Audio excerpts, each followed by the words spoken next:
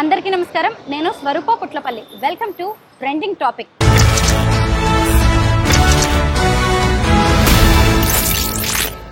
దేశవ్యాప్తంగా సంచలనం రేకెత్తించిన అమృత ప్రణయ్ కేసు గురించి అందరికీ తెలిసిందే. అయితే ఈ కేసులో జీవిత ఖైదు విధిస్తూ నల్గొండ SC/ST కోర్టు తీర్పును వెలువరించింది. అందులో A2గా ఉన్న సుభాష్ శర్మకు ఉరి శిక్షను ఖరారు చేసింది. ముఖ్యంగా అసలు వీరందరికీ ఈ శిక్షలు పడడం వెనక ఉన్న కథ గురించి పూర్వాపరాల్లోకి వెళ్లాల్సిందే. అమృత ప్రణయ్ నల్గొండ జిల్లాలోని మిర్యాలగూడకు చెందినవారు. వారిద్దరూ కలిసి చదువుకున్నారు, కలిసే పెరిగారు. అయితే స్కూల్ డేస్ లో ఉండగానే వారిద్దరి మధ్య స్నేహం కాస్త కాలేజ్ డేస్ కి వచ్చేసరికి అది ప్రేమగా మారింది. అమృత సామాజిక వర్గం వేరు, అలాగే ప్రణయ్ సామాజిక వర్గం వేరు. అమృత వైశ్య సామాజిక వర్గానికి చెందిన అమ్మాయి కాగా ప్రణయ్ దళిత వర్గానికి చెందినవాడు. అయితే ప్రేమ వీరిద్దరి మధ్య ఉన్న కులాంతరాల్ని అడ్డుకోలేకపోయింది. చిన్నప్పటి నుంచి కలిసి పెరిగిన వారు. ఆ తర్వాత వారి మధ్య ప్రేమ కాస్త అనేక రకాలుగా పెళ్లికి కూడా దారితీసింది. అయితే పెద్దలు ప్రేమలో ఉండగానే వారిద్దరిని అడ్డుకోవడానికి ప్రయత్నించారు. అమృత తండ్రి వారి ప్రేమను ఎట్టి పరిస్థితుల్లోనూ అంగీకరించలేదు. దాంతో తండ్రికి తల్లికి చెప్పకుండా తను పెళ్లి చేసుకోవడం అనేది జరిగింది. అయితే ఆ పెళ్లి చేసుకున్న తర్వాత ప్రణయ్ తండ్రి బాలస్వామి వారిద్దరికి గ్రాండ్ గా రిసెప్షన్ ను ఏర్పాటు చేశారు. అందరినీ ఆహ్వానించి తన కొడుక్కి పెళ్ళయిందని ఆయన చాటి చెప్పారు. వారి పెళ్లి వీడియోస్ కూడా ఇప్పటికీ కళ్ళ ముందు అలా సినిమాలాగా కదలాడుతూ ఉంటాయి. ఆ తర్వాత వారిద్దరూ కొన్నాళ్ళు హైదరాబాద్ లో ఉన్నారు. ఆ తర్వాత మిర్యాలగూడకి తిరిగి వచ్చారు. అమృత గర్భం దాల్చింది. ఆమె 5 నెలల గర్భవతిగా ఉన్నప్పుడు హాస్పిటల్ కు వెళ్లి వస్తుండగా ఆ హాస్పిటల్ ముందే మిర్యాలగూడలో ప్రణయ్ మీద అటాక్ జరిగింది. తన తల్లి అలాగే అమృతతో కలిసి హాస్పిటల్ బయటికి నడుచుకుంటూ వస్తూ ఉంటుంది. ఎగ్జాక్ట్లీ హాస్పిటల్ ఎదురుగానే ఓ దుండగుడు వెనక నుంచి వచ్చి కొడవలితో అతని మెడ మీద నరకడం అనేది జరిగింది. అక్కడికక్కడే ప్రణయ్ రక్తపు మడుగులో పడి విలవిలా కొట్టుకుంటూ ఆ రక్తపు మడుగులోనే ప్రాణాలు వదిలాడు.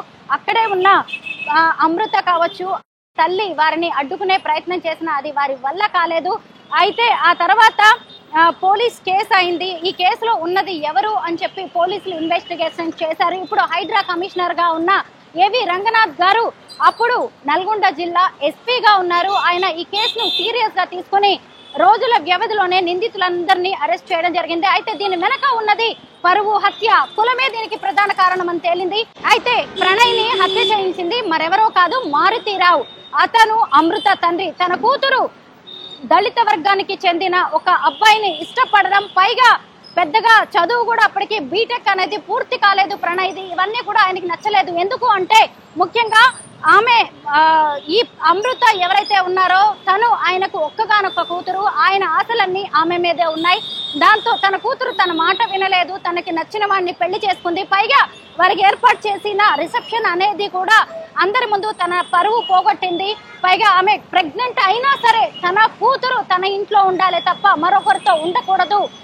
అలా అయినా ప్రణయ్ ని చంపేసిన ఆమె తిరిగి తన దగ్గరికి వచ్చేస్తుంది అని మారుతీరావు అనుకున్నాడు. అలా ఉగ్రవాది అస్గర్ అలీకి ₹1 కోటి సుపారీ ఇచ్చి మరి ప్రణయ్ హత్యకు ప్లాన్ చేశాడు. అంతకుముందు కూడా 1-2 సార్లు అటాక్ కు ప్రయత్నించినా అది జరగలేదు. దీంతో అస్గర్ అలీకి ₹1 కోటి ఇచ్చిన తర్వాత అతను 7గురితో మొత్తానికి ఒక టీం ని ఏర్పాటు చేశాడు. ఆ టీం కి డబ్బులు ఇచ్చేసి ఒక రోజు ముహూర్తాన్ని డేట్ ఫిక్స్ చేశాడు. ఎప్పుడైతే వీళ్ళు హాస్పిటల్ చెకప్ కు వస్తారో ఆ రోజునే ప్రణయ్ ని చంపేయాలి అని డిసైడ్ అయిపోయారు. అలా ఈ కొంతమంది కలిసి రెక్కి వేసి ఈ సుభాష్ శర్మ అనే వ్యక్తి కొడవలితో ప్రణయ్ మీద అటాక్ చేశారు. ఆ తర్వాత అక్కడే ఉన్నాం, కాపు కాసి ఉన్నాం, దుండకులందరూ కలిసి కారులో పారిపోయారు. అయితే అక్కడ ఉన్న సీసీ కెమెరాల్లో హాస్పిటల్ వద్ద ఈ దృశ్యాలన్నీ కూడా రికార్డ్ అవ్వడం అనేది జరిగింది. ఈ కేసును సీరియస్ గా తీసుకున్న పోలీసులు కొద్ది రోజుల వ్యవధిలోనే వీళ్ళందరినీ కూడా అరెస్ట్ చేశారు. A1 గా మారుతీరావుని ఛార్జ్ షీట్ కూడా ఫైల్ చేయడం జరిగింది. ఆ తర్వాత 2019లో ఆయన బెయిల్ మీద బయటకు వచ్చాడు. 2020 వరకు కూడా ఆయన కూతురుతో మంతనాలు జరుపుతూనే ఉన్నాడు. ముఖ్యంగా అమృత రాజీ పడితే తాను ఈ కేసు నుంచి బయటపడాలి అనుకున్నాడు. కానీ అమృత మాత్రం తన స్టాండ్ మీదే తను ఉంది. ఎందుకంటే అప్పటికే తాను 5 నెలల ప్రెగ్నెంట్ తన బిడ్డను ఒకవైపు మోస్తూ ఇంకొక వైపు తను ప్రాణంగా ప్రేమించిన ప్రణయ్ని పోగొట్టుకుని ఆమె విలువెల్లాడిపోయింది. అయితే అన్నిటికీ మించి తను ఎంతో ఇష్టంగా పెళ్లి చేసుకున్న ప్రణయ్ని చంపించింది తన తండ్రి బాబాయ్ శ్రవణ్ కుమార్ అని తెలిసి ఆమె మరింత విలువెల్లాడిపోయింది. అయితే తన అత్తింటి వారి వైపే ఆమె ఉండిపోయింది. ఆ తర్వాత ఎట్టి పరిస్థితుల్లోనూ తాను తన తండ్రికి మిగతా వాళ్లకు శిక్ష పడే వరకు నిలబడే ఉంటాను అని చెప్పి అత్తింటి వారినే ఆమె సపోర్ట్ చేసింది. డెలివరీ అయ్యే వరకు కూడా ఆమె అత్తింటి వాళ్లతోనే ఉంది. ఆ తర్వాత కూడా ఇప్పటికీ కూడా అత్తింటి వాళ్లతో ఆమెకు చాలా మంచి రిలేషన్స్ అనేవి నడుస్తూ ఉన్నాయి. అయితే అప్పటి నుంచి ఈ కేసు నడుస్తూనే ఉంది. 2020లో బెయిల్ మీద బయటికి వచ్చిన తర్వాత ఎన్నోసార్లు ప్రయత్నాలు చేశారు ఈ మారుతిరావు. తన కూతురు మనస్సు కరగలేదు, ఎట్టి పరిస్థితుల్లో శిక్ష పడాల్సిందే అని అమృత భీష్మించు కూర్చుంది. ఒకవైపు పరువు పోయింది, ఇంకోవైపు కూతురు రావట్లేదు, ఇంకొక వైపు పశ్చాత్తాపం అనేది ఈ మారుతిరావుని దహించి వేసింది. దీంతో ఆయన ఖైరతాబాద్ ప్రాంతంలో ఉన్న వైశ్య భవన్ లో 2020లో ఆత్మహత్య చేసుకున్నారు. ఆ తర్వాత నుంచి ఈ కేసు నడుస్తూనే ఉంది, కోర్టు వాయిదాలు పడుతూనే ఉన్నాయి. అయితే ఇందులో ముఖ్యంగా నిందితులుగా ఉన్న 3 ఇప్పటికే జైల్లో ఉన్నారు, మరో 4 బెయిల్ మీద బయటికి వచ్చారు.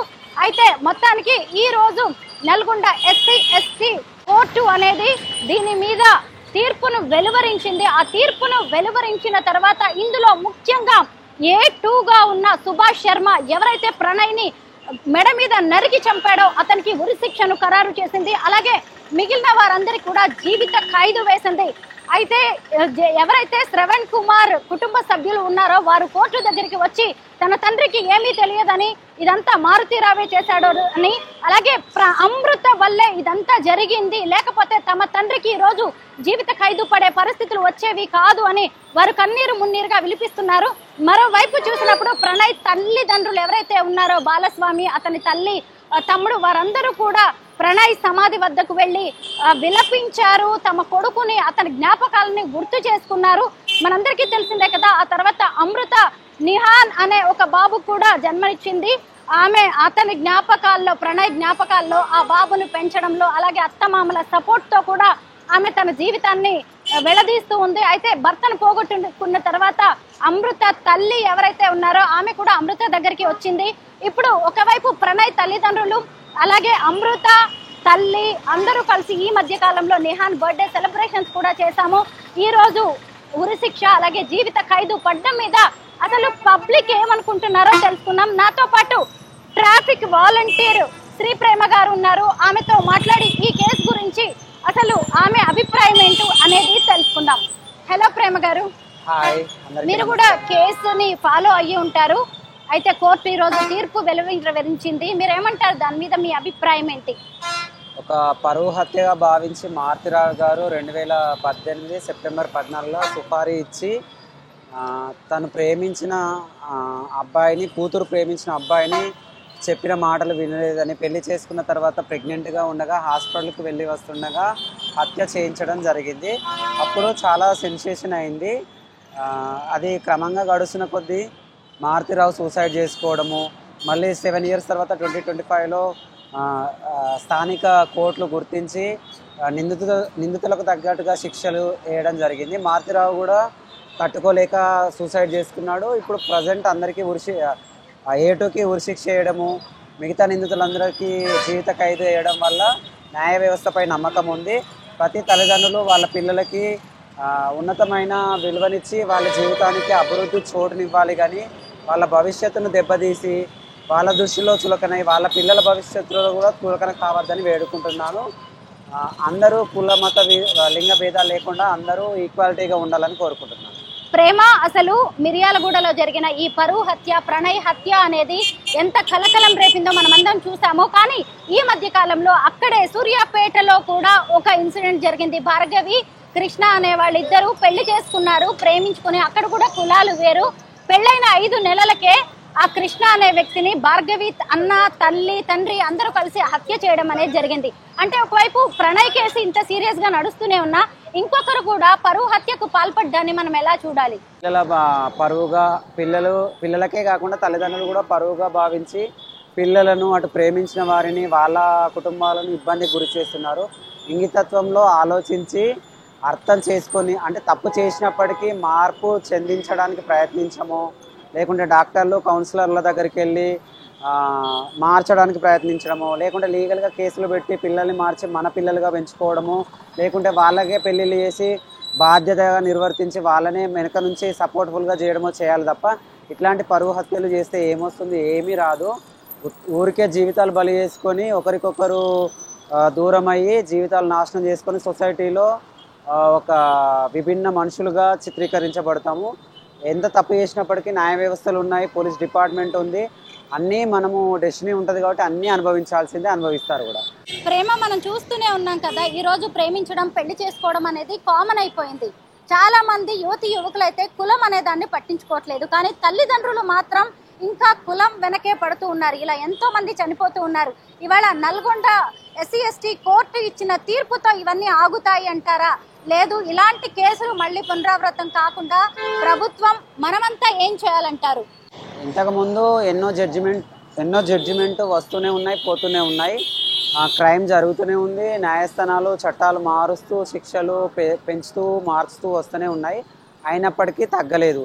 తగ్గుతామని ఆశిస్తాము. తల్లిదండ్రులు కూడా పిల్లలకు గైడెన్స్ ఇస్తూ మంచి డైరెక్షన్లో పెంచాలి.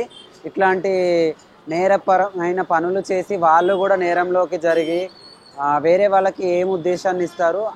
అందరినీ పిల్లల్ని సరైన క్రమంలో పెంచి సరైన వ్యక్తులుగా భారత పౌరులుగా తీర్చిదిద్దాలి తప్ప ఇట్లాంటి పిచ్చి పనులు చేయొద్దని కోరుకుంటున్నాను. అమృత ప్రణయ్ కేసు ఎన్ని ప్రశ్నలు రేకెత్తించిందో, ఎంతమంది ఆవేదనకు గురి చేసిందో మనమందరము చూస్తూనే ఉన్నాం. అయినా సరే ఇలాంటి పరువు హత్యలు ఆగలేదు. ఆ తర్వాత మంథని మధుకర్ కావచ్చు, ఇటీవల జరిగిన భార్గవి కృష్ణ ఇన్సిడెంట్ కావచ్చు, సూర్యాపేటలో ఇటీవల ఈ మధ్య జరిగిన కృష్ణ హత్య కేసు అయితే అసలు ఇప్పటికీ కూడా ఎంతో మందిని కన్నీరు పెట్టిస్తోంది. పెళ్ళై 5 నెలలకే భార్గవి తరఫు వారు అతన్ని చంపేశారు. ఇలా ఎంతో మందికి కులానికి పరువు హత్యలకు బలవుతూనే ఉన్నారు.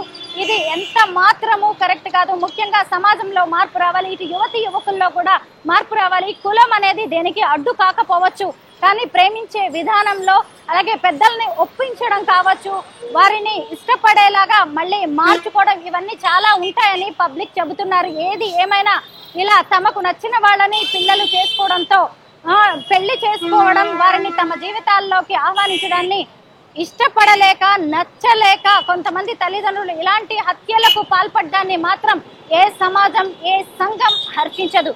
ఎప్పటికైనా ఇలాంటి నిందితులకు శిక్ష పడుతుంది అని ఈరోజు ప్రణయ్ కేసు నిరూపించింది.